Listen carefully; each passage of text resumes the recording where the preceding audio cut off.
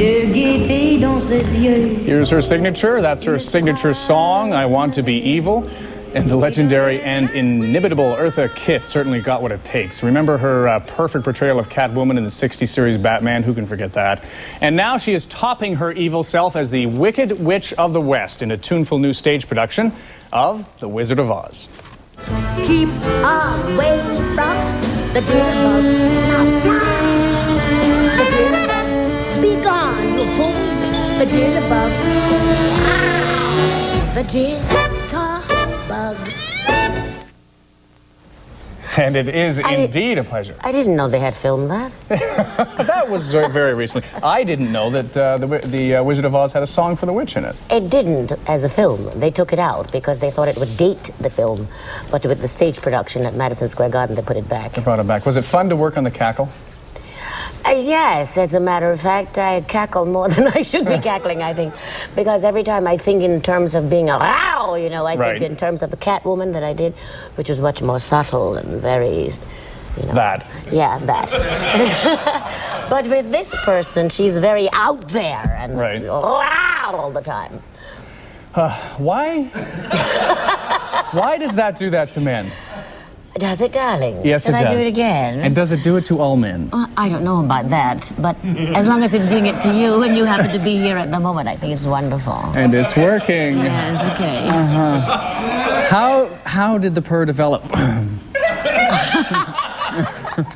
By teasing men like you. I have no idea how it occurred, but when I was asked to do Catwoman, the gentleman who wrote the series for the television, he said that he wrote it especially for me, and they wrote as many sentences that had so many R's in it that you couldn't possibly get all of them out. But he said that I sound like a cat even when I talk, so I suppose that's why they wrote the character for me. That's interesting. I was reading somewhere that you just recently found out what your real birthday is. Tell me that story. That's a great story. Yes, well, I have gone all these years thinking that I was a certain number, and everybody says, oh, no, you're not. And I said, I must be 68. No, you're not. Then I said, I'm 70. No, you're not. Even my daughter didn't believe it. And I said, geez, Mommy, you're not 70, for Christ's sake. How could you be 70 years old? Especially the way you hit people. You're very strong. That's why I'm coming out of the cotton fields. Oh, okay. At any rate, when I was doing a benefit for the Benedict College down in South Carolina, as a joke, I said, why don't the students do a research on Eartha Kitt? Maybe they can find a birth certificate. And they did. And they came across this under a different name. Really? The birth certificate says Eartha May Keith Fields. That's why I couldn't find it. So now I know the exact date. Instead of the 26th of January, which I thought I was, it's the 17th of January. So now you're going to have to change your autobiography. Which you are anyway. No, I think I will just celebrate the whole month of January. Well, you deserve it, absolutely. If you could, because I mentioned you're rewriting your autobiography, you've written it before. If you could go back and talk to the Eartha Kitt of 20 or 30, anything you'd like to tell her about how it's turned out? I don't think so. I think that life has been absolutely marvelous for me. No matter what has happened to me, I think that all of the manure that has been thrown on me all my life has been used as fertilizer, and therefore I'm not regretful of anything, just about.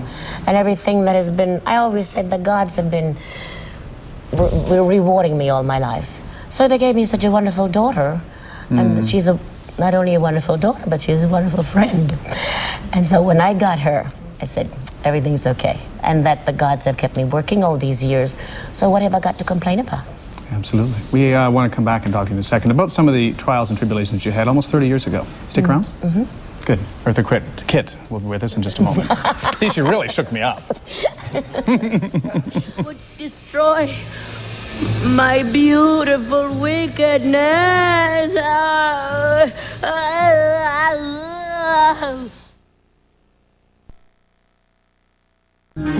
I want to be mad, but more than that, I don't know if you could see it, but when Eartha was talking about her daughter, her eyes were a little bit teary, and it's not hard to do when you love your kids as much as you do. And so we invited Kitt to join us because she was off in the stage there. Standing back there. Do you travel a lot with your mom? I travel a lot, yes. We work together. What's that like? I think it's great. What do you think? I think it's great. I'm an only child, so she doesn't have to have much choice there. Is there a special bond? Does it take your relationship a little bit extra to see all that your mother does when she's on the stage, when she's doing what she's doing at 71 years of age, which she's proud to say. I mean, it just must make you so proud. It really does. But you know, it's the way that I was brought up. And I think in this business, it really isn't something you just don't go to work and come home. You live it, you eat it, you breathe it. And to work together now, it just takes it to another level, and it's just very exciting. Must make you feel real good about your genes too, you know? Everything will be okay. Yeah, and we traveled together until she was about 15 because I put her in a school that was built for traveling children. So she was never without me, and I was never without her because I felt that I wanted her to be with me all the time because Isn't that wonderful? I wanted to bring her up. I didn't want her to be in the hands of anybody else. Well, you've done a great job. Congratulations, and we're very happy to Thank come you to the very broadcast much, today. and I'm very proud of her. You must be, and you must be as well. We'll be back in just a second.